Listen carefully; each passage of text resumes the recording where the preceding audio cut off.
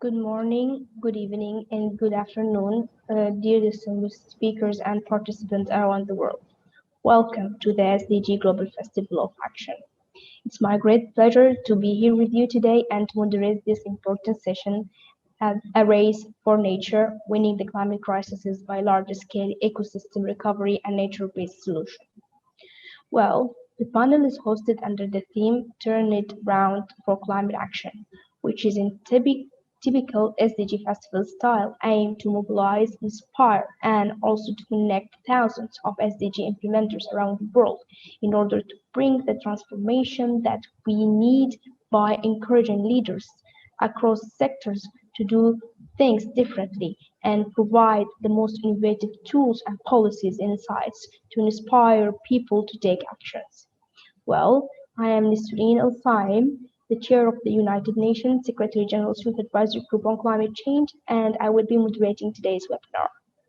I particularly found this topic because it's my current role as the chair of the Youth Advisory Group, and also as a Sudanese who knows the importance of the nature-based solution.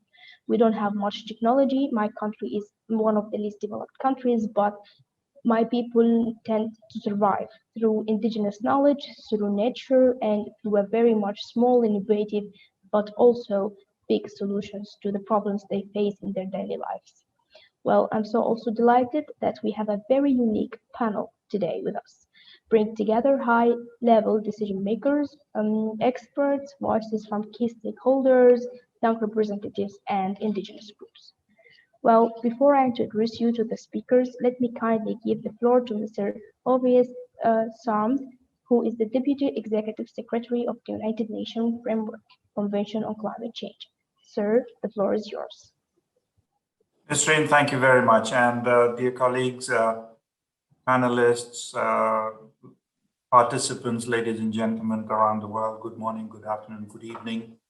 On behalf of UNFCCC in Bonn, and I hope you're all healthy, keeping well, keeping safe during these very difficult and unprecedented times. It's a great pleasure for me to join this event, and I'd like to thank UNDP and Marina, the SDG campaign, for hosting us, for conducting this event, albeit virtually. I have participated in these events and in the previous years, and I very strongly support these activities and initiative that is surrounded around the SDG Festival. So this is the 5th edition of which, and it calls for accelerating SDGs to the world's biggest challenges, from poverty and gender inequality to climate change, inequality and closing the finance gap, and many others. In particular, what we are concerned with is the SDG 13 on climate action. And that is, we believe, it's intrinsically linked to all other 16 goals of the 2030 Agenda for Sustainable Development. As countries around the world seek to mitigate, to adapt, and to build resilience to the impacts of climate change, actions rooted in managing, protecting, restoring natural ecosystems are gaining a lot of momentum and traction. And this is an extremely positive trend. These actions are also known as nature-based solutions. Humans are not separate from nature. We know this. This dichotomy is no longer defensible. Recently, the Secretary General reported that making peace with nature was released in a report. And in that, for too long, we have been waging war, and a senseless and suicidal war on nature. That's what he said. The result is 3 interlinked environmental crises: climate disruption, biodiversity loss, and pollution that threaten our viability as a species. In addition to urgently reducing greenhouse gas emissions from human activities, we must also work with nature. This is essential to achieve the net zero emissions by 2050 and resilience to climate change impacts and the risks, while simultaneously enhancing human well-being, and protecting the biodiversity. In this panel today, with many very accomplished participants and panelists, we will learn from real issues and solutions ranging from sustainable forest management with high-value biodiversity features, the application of science-based evidence, to active engagement of indigenous communities and youth in the development of low-carbon climate resilience strategies. These cases that you will hear today are just a few, yet concrete examples of actions that countries can use to implement their climate action plans. And more specifically, these are referred to, as many of you will know, nationally determined contribution to turn the climate pledges into real action. You all, as participants of this event, most likely know very well about the climate change and its consequences, and the urgency to address and take effective climate action. Now, allow me to highlight your role, the role of civil society in the implementation of the Paris Agreement, and our common effort to build forward in ways that are greener, cleaner, healthier for all people. I'm talking about building forward towards a future that protects the planet, respects the land and ocean, recognizing the importance of biodiversity, and build forward better from the COVID-19 pandemic by leveraging the value of nature-based solutions. Especially young people play an extremely important role in climate advocacy and keep reminding decision makers around the world of the importance of rapid and radical transformation. Recognizing the need for inclusive participation, parties to UNFCCC and Paris Agreement have identified specific actions to facilitate the participation of young people in climate action. In addition, in UNFCCC, as you know, we encourage and support young people to engage in the intergovernmental process on climate action through Action for Empowerment, the ACE agenda. This Festival of Action offers a prime opportunity to share bold, climate impactful ideas and approaches that can truly transform progress across the decade of action to deliver the global goals. Urgent action is always needed at all levels, and I urge all participants, all SDG implementers, to influence your governments, your societies, to finalize the remaining pieces of Paris Agreement this year at COP26 in Glasgow, and then move forward to a very robust and effective implementation. Because we don't have time to lose. We must move quickly and we must get it right. All actors need to be involved and be part of the solution and be part of history making. And we strongly believe that we can all do it. Our UNFCCC Secretariat, and I'm pleased to see our Regional Collaborative Center in Panama. We all look forward to joining with you hand in hand and working together and to support your activities, your actions, and your ambition. I once again thank all the organizers and participants, and I wish you all a very, very good and meaningful discussion forward. Thank you very much. Thank you very much, sir, for bringing into attention very important issues, the biodiversity, the COVID-19 challenges, and also the Paris Agreement. This helped us a lot in articulating and also reshaping the discussion that we will have in the upcoming sessions. Thank you one more time. Now, let me introduce our speakers and panelists for today. First, we have Mr. and Ms. Liga Castro, an advisor to the Minister and Director of Climate Change of Ministry of Environment of Panama, from Panama. Second, we have Dr. Natalie Sedin, Professor of Biodiversity at the University of Oxford and Director of Nature-Based Solutions Initiative. Third, we have Dr. Pena Grevesi, Managing Director of the FSC Indigenous Foundation. Fourth, we have Ms. Hita Lankali, climate educator and global focal point for Younger from Mumbai, India. Welcome our panelists, and I hope we will have a very fruitful discussion with us today. I will be asking two rounds of questions. Number one will be giving you the floor for 3 minutes each to respond, and I will kindly ask my colleagues to sound a bell when you have 30 seconds left so you can wrap up your argument. The first question is, what, in your view, is the potential ecosystem recovery, restoration, and nature-based solutions to address the Paris Agreement and the SDGs in total? In this context, I would like to ask Dr. Natalie first to provide us the background of what science tells us about. Dr. Natalie, you have the floor. Thank you very much. Thanks. It's wonderful to be here today. So nature-based solutions, which are actions that involve working with nature to address societal challenge, are now being widely hailed as a triple win for biodiversity loss and climate change, whilst also supporting sustainable development, as we've heard. However, evidence from science and practice tells us that this triple win scenario is not guaranteed. For nature-based solutions to deliver sustained benefits to people, the ecosystems themselves involved must be healthy and resilient. So as well as being designed to provide sustainable benefits for people, nature-based solutions must also be explicitly designed to support biodiversity. Now, the extent to which nature-based solutions support biodiversity varies greatly among the different types of interventions being discussed. Clearly, protecting intact ecosystems or restoring degraded landscapes to their natural state can deliver significant benefits for biodiversity. However, the outcomes for biodiversity of creating a new ecosystem will be dependent on the species used, the state of the landscape prior to the intervention, and of course the scale at which those biodiversity outcomes are measured. For example, and it's very important to realise this, that if a non-native tree plantation replaces an intact native ecosystem, such as an ancient grassland, peatlands, woodlands, or tropical forest, the outcomes for biodiversity would generally be poor, and there is evidence that the latter is happening in many places.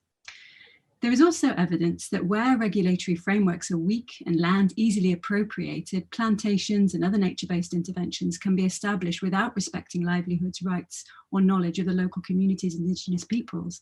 Yet these communities often have considerable knowledge about how best to work with nature and are playing a key role in tackling the biodiversity and climate crises. They must therefore be making the land use decisions and ignoring the cultural links that communities have with local ecosystems as a source of livelihood and often identity. These initiatives are not only deeply unethical, but not sustainable in the long term. So to be clear, nature-based solutions are place-based partnerships between people and nature, and there is no one intervention that can be applied in a top-down fashion at scale. However, there are broad principles that can guide investments. In particular, there is a deepening consensus about the critical importance of protecting, restoring, and connecting biodiverse habitats across landscapes for the broad range of benefits that they bring, not just climate change mitigation, and also of ensuring that they are designed, implemented, managed and monitored by or in partnerships with local communities and indigenous peoples through a process that fully respects and champions local rights and knowledge and generates local benefits. There is also broad agreement, and this is absolutely critical, that nature-based solutions are not an alternative to keeping fossil fuels in the ground. If we don't keep fossil fuels in the ground, the resultant warming will undermine the health of the biosphere and its capacity to sequester carbon. The problem is, at the moment, many high-emitting industries are investing in tree planting programs to offset their greenhouse gas emissions. And this has created a moral hazard where the simple but false narrative that planting trees will stop climate change is encouraging business as usual rather than drastically scale back use of fossil fuels. So it's therefore critical, and I want to end with this, to hold to account those claiming to invest in nature-based solutions to ensure that firstly, they have ambitious, credible and verifiable actions to phase out the use of fossil fuels, and secondly, that they only support projects that are people-led and biodiversity based. And luckily, to support this process, the IUCN has developed a global standard for nature-based solutions, and we have developed 4 high-level policy guardrails for enabling successful and sustainable nature-based solutions. Thank you very much. Thank you, Dr. Natalie, for this very important insights. We all trust in science. As a scientist myself, my background is physics. I know how important it is to include the science in the policy making and the policy development mechanisms. Now I will need to turn the floor to our policymakers and the government officials with us here. I will give now the floor to Ms. Castro from Panama to give us insights on the same way and the same question. Do we have a chance to actually reach what we want? Thank you. Well, in Panama, back in December, we handed in the updated report of the NDCs with a holistic approach for adaptation and mitigation, and with climate instruments for planning and management. They include 10 areas, that is 10 sectors and areas of the national economy with 29 commitments, which are energy, forests, sustainable infrastructure, public health, biodiversity, integrated management of rivers, circular economy, human settlements, coastal and marine systems, and they all include the implementation of nature-based solutions, or NBS. And to do so, we have also developed a monitoring system for assessment and reporting with 17 adaptation indicators, 2 qualitative ones and 15 quantitative ones, that will allow us to measure the advancement of these climate actions. These nature-based solutions actually allow us to work with vulnerable communities, ecosystems, and productive systems, focused on improving the environmental management, the livelihoods, and mainly generating employment in the whole value chain to allow us to contribute to the green economic recovery. And at this time, we're taking as reference this report of the SDGs for creating the National Climate Action Plan, approached as a public investment program, where we clearly identify all these investments, and they will incorporate nature-based solutions. At this point, we're also working in the framework law on climate change, which will also include nature-based solutions. Besides, we're also updating the regulation for the environmental report assessments, which will allow us to include cross-sectionally the climate change by adding management not just for disaster risks, but also for climate risks, vulnerability, adaptation with measures and nature-based solutions, and reducing the carbon footprint of projects, so that by 2022, all public and private projects approved in the environmental impact assessment system are considered as green projects for climate financing, because they will include cross-sectionally all the criteria for adaptation and mitigation. The advantage of nature-based solutions is that they actually allow us to become more resilient, to make our economy more resilient too, and in turn increase the capture of greenhouse emission gases. Thank you very much. Thank you very much for sharing your experience with us. Now I would like to introduce a very dear person to me personally, a fellow in the climate movement and the climate action in different areas, a young person who I really admire and proud of, and I think her presence today adds a very much good value to the panel, along with our experts and our government officials. Hita Lekali, the floor is yours. Thank you so much, Ms. Green. It's an absolute pleasure to be here with all of you today. Like my colleagues have already mentioned, nature-based solutions plays an integral role in reaching the goals of the Paris Agreement and also in achieving the SDGs by 2030. Nature-based solutions have multiple sectors. It doesn't focus just on tree plantation, like Professor Natalie already mentioned. It doesn't focus only on restoring what we have, but it's a combination of restoring, it's a combination of conservation, as well as looking after and ensuring that we do not destroy our natural systems, our life-giving systems of our planet. From the point of view of a young person, I believe this is extremely important for all of us. We need to look at how our natural ecosystem plays such a vital role in the way we function. We all need clean air. We all need clean water to survive. So our basic needs come from our natural ecosystem. None of this can be man-made. Of course, we can have purification systems, but we're getting this free of cost from our nature. And we have to learn to respect this. We have to learn to realize that we are going towards a point of no return. We're going towards a point where we are destroying our life-giving systems. We're destroying the system which is keeping us alive on the planet, which is ensuring that we have a balance, ensuring that we can continue our development, but we're slowly going towards a point of no return. And I think this is what we have to keep re-emphasizing, that when we talk about nature-based solutions, when we talk about the goals of the Paris Agreement, trying to limit temperature rise to well below 2 degrees centigrade, we are on a track which can only happen if we work together with our natural ecosystem. And it can only happen when we ensure that we're not just fighting for climate mitigation, but also nature-based solutions help us in adapting to the climate crisis, in adapting and building resilience with local communities, building resilience for a greener future. So we need to have a holistic approach, and this is definitely a key in the solutions of climate action. Thank you very much, Heta. I know that young people, and especially younger, who have a very long way and tried very much to include the nature-based solution, and they are trying to take the lead, even in the 2019 Climate Action Summit that was held in September in New York. And so we really appreciate the efforts of the young people and being in the front line of the climate mitigation and adaptation process. And now with this, I go back to Bina. Bina, please, the floor is yours. We need to hear your experience about it.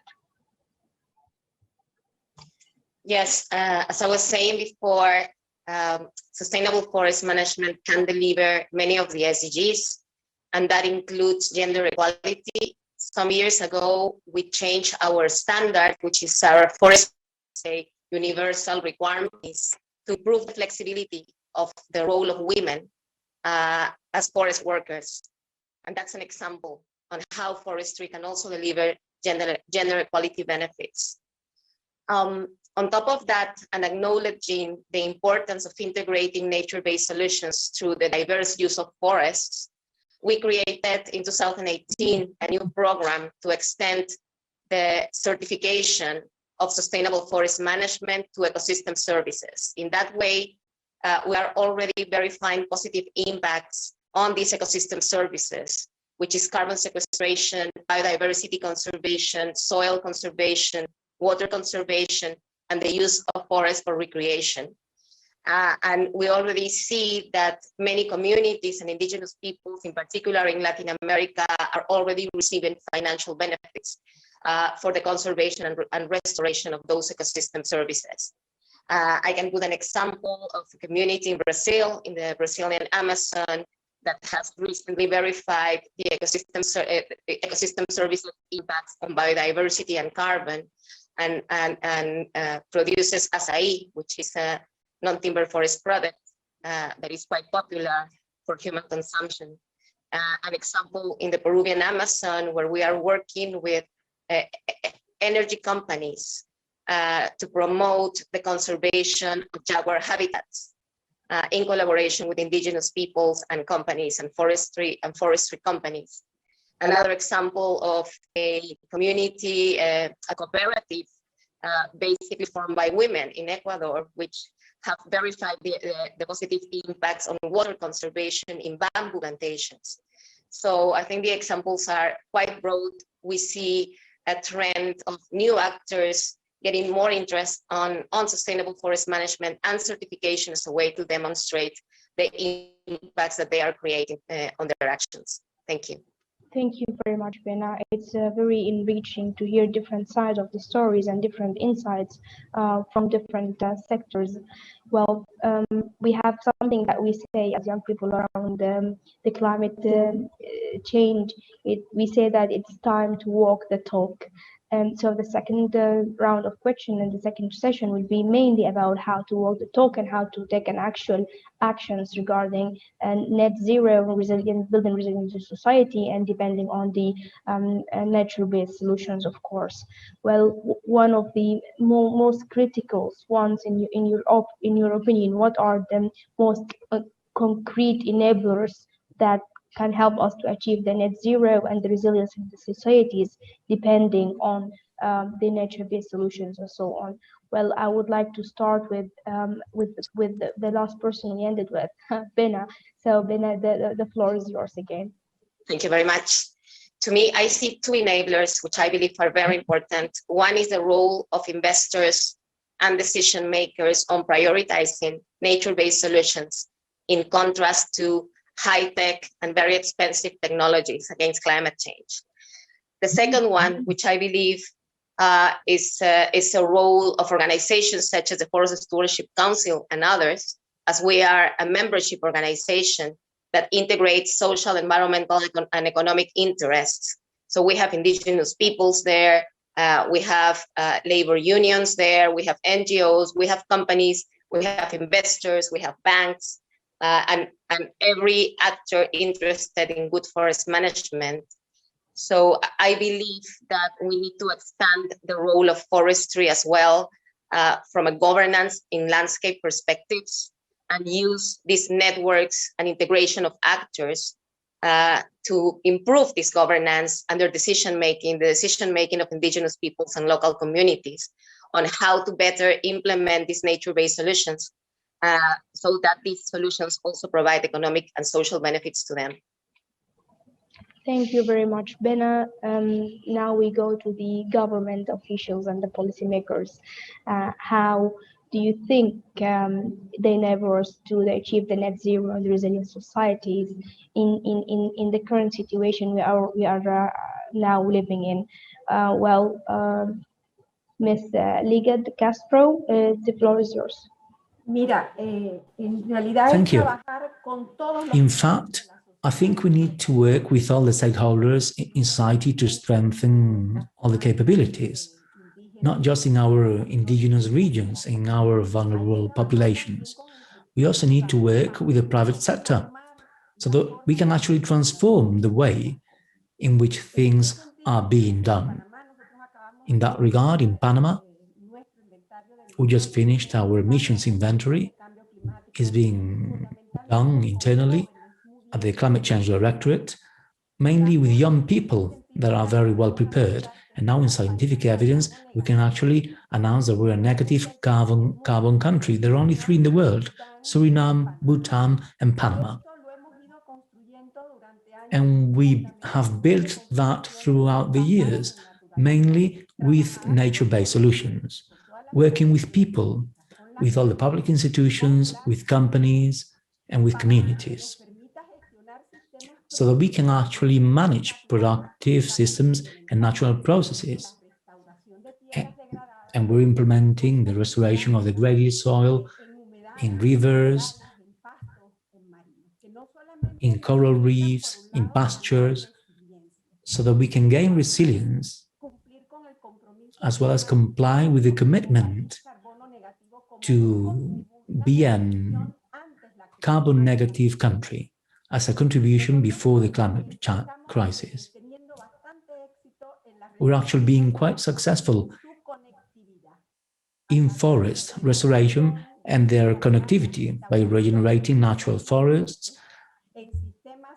preserving and restoring forests and natural environments for farming and animal husbandry in a sustainable manner. And we're also working hard on regenerating dune coastal systems to improve the quality of our beaches and the regeneration of our coral reefs and the marine pastures. In Panama, these climate actions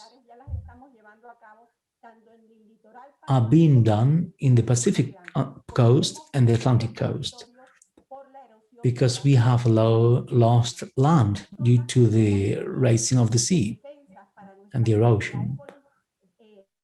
And these are first lines of defense for vulnerable communities. Our ecosystems and the productive systems that we need to adapt to these new conditions. We're also restoring coral reefs on the Caribbean coast because they were very altered there. In both cases, we can actually strengthen local capabilities and productive capabilities by generating employment in the whole value chain and creating, as we were saying, that line of defense versus the marine intrusion, the marine erosion, and the rising sea levels. And there's something quite frequent in Panama, which are increasing tornadoes and very harsh coastal storms. That's all. Thank you. Thank you very much. To hear that there is a plans from different governments around the world makes us feel safe and also give us more encouraged to do much more activities. Well, I go back to the young people. Hita, what do you think the most crucial to, for example, actions to enable the net zero and resilience based on the nature-based solutions, in your opinion, and also in different, I know that you participated in different events regarding nature-based solution. Floor is yours, Hita. Thank you so much. I believe the best defenders for natural habitats are our indigenous communities, and we need to let our indigenous communities take the lead on this. We have to ensure that they have their right land, the right to forest protected, so that they can lead the fight on nature-based solutions. They know how our ecosystems work. They've been living in harmony with our natural ecosystems for years. And they can show us how, as a global community, if we only listen to our natural ecosystems, if we look at the science, if we understand and we become one with our ecosystems, can we live in harmony? It doesn't have to be a give or take. It's always a balance which we're always striving for. And this is what they have been doing over years. So I definitely believe that we have to follow our indigenous communities when it comes to nature-based solutions. We also have to realize that this is a matter of rights, whether it's the rights for indigenous communities, whether it's the rights of child, land rights, rights over areas, rights for forest, water, etc. And we have to recognize rights for every sector that comes into this. When we talk about recovery from COVID-19, I truly believe that we can only have a green recovery if our recovery is just as well as intergenerational. So we have to look at people. We really have to leave no one behind, work together to ensure that we have a just transition, but at the same time, we have an intergenerational transition. So we have people across age groups, not just only young people, but people across age groups. Use the energy, use the passion and the willingness of young people to make a change, along with the experience of the older generation, along with the experience, the knowledge that that everyone has, and let's build together and work together to build back better. And this is what I'd like to strive. When we talk about achieving net zero or achieving resilient societies, there are multiple ways to do it, and education is one of them. As Yango, we've also had an online course which is open to the public on nature-based solutions and disaster risk reduction, which is out there for young people to study, to learn more, so that they can be a part of this change for nature-based solutions. And I truly believe that we need to have, and I'm reiterating myself, but we definitely need to have a just as well as an intergenerational transition when it comes to fighting for a greener future. Thank you. Thank you very much, Hita. Well, science has the first and the last word to say, of course. So I would like to hear the scientist's point of view and what science says. So I will take the floor back to Dr. Natalie. The floor is yours.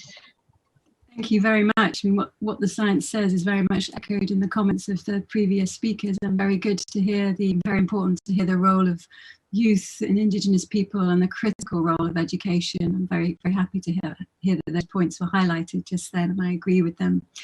In terms of the two enablers that I wanted to highlight, again, this echoes things that have already been said, but the first concerns around how we mobilise finance for nature-based solutions, and the second enabler concerns how we prioritise human well-being in government strategies. In terms of mobilizing finance, we know there's a huge funding gap for nature-based solutions of around 400 billion US dollars per year.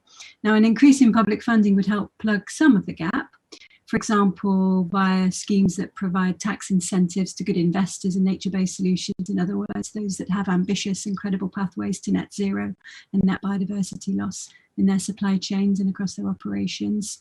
Also by taxing carbon-intensive sectors, aviation, fossil fuels, and also critically by shifting public investments away from those damaging agricultural and other subsidies to subsidizing sustainable agriculture, nature-based agriculture, and ecosystem stewardship. And other approaches would also involve rewarding local communities, farmers, and land managers in general who invest in low carbon solutions, better soil management, and biodiversity conservation. But it's clear that public funds, and this point has already been made, that public funds can only go so far in terms of plugging the funding gap on NBS, and there needs to be a substantial hike in investment flowing to nature from the private sector. So over the last 12 to 18 months, we've seen dozens of pledges for nature from the private sector, and that's to be welcomed. But the scale of the funding and the type of the funding remains problematic so far for a number of reasons. So one key thing to flag is that most private commitments to nature-based solutions are being framed as offsets, which often involve greenwashing. And there is a focus on tree planting programs, often imposed in a top-down manner, and this can result in very bad, very adverse effects for local people and for biodiversity. Also, it's very difficult to determine what action companies and banks are taking, as very few of the pledges we hear about actually define clear and actionable plans for implementing and verifying those commitments.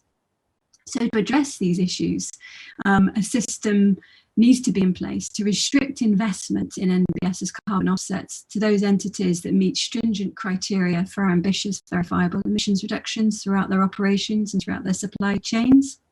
In addition, companies and banks should adopt standards, robust science-based standards for monitoring and evaluating nature-based solutions, such as the IUCN Global Standard for Nature-Based Solutions, and to ensure that investments target nature-based solutions that are people-led, as we've heard, and biodiversity-based. In terms of the second enabler around governance, I mean, what we need to see is a transformation, ultimately, of a destructive global economy centered around GDP and infinite growth that completely ignores nature's value to people or its intrinsic value, to one where a healthy economy is defined by the social and ecological well-being that it brings. Developing and using metrics other than GDP to measure progress is therefore vital, getting away from very simplified cost-benefit analyses and instead using something like risk-opportunity analysis is key. But what is ultimately needed and what governments need to enable is transformative change in how businesses function, economies are run, and individuals behave. For example, reflecting on what's been discussed today, to enable large-scale ecological restoration, land has to be freed up from other uses. So this requires just transitions towards plant-based diets in most of the world, elimination of harmful agricultural subsidies, as well as the widespread and rapid adoption of a circular or regenerative economy, which involves reduced demand for raw materials, use of green energy, and clean supply chains. Now, obviously, all these changes can't occur in synchrony, but every step towards sustainability and the prioritization of nature in decision-making will then catalyze further change. And in this way, eventually, we will stabilize the climate and secure biodiversity that underpins all that is valuable to humanity now and critically for future generations. Thank you. Thank you very much, Natalie. This is indeed a very valuable insights from your side and from the other panelists. I'm very proud and happy that I'm here today in this session because I myself learned a lot from different perspectives, from indigenous communities, from government, from youth representatives, and also from the scientists. Well, we've talked about what governments should and can and are actually doing right now for nature-based solutions. We talked about how climate change crises are affecting the people in the grassroots and indigenous communities, and what are the indigenous communities doing to actually mitigate these impacts. We also talked about the role of young people and how they are enabling themselves to adapt with climate change and also pushing the will for different insights and collecting thoughts from other young people around the world about nature-based solution.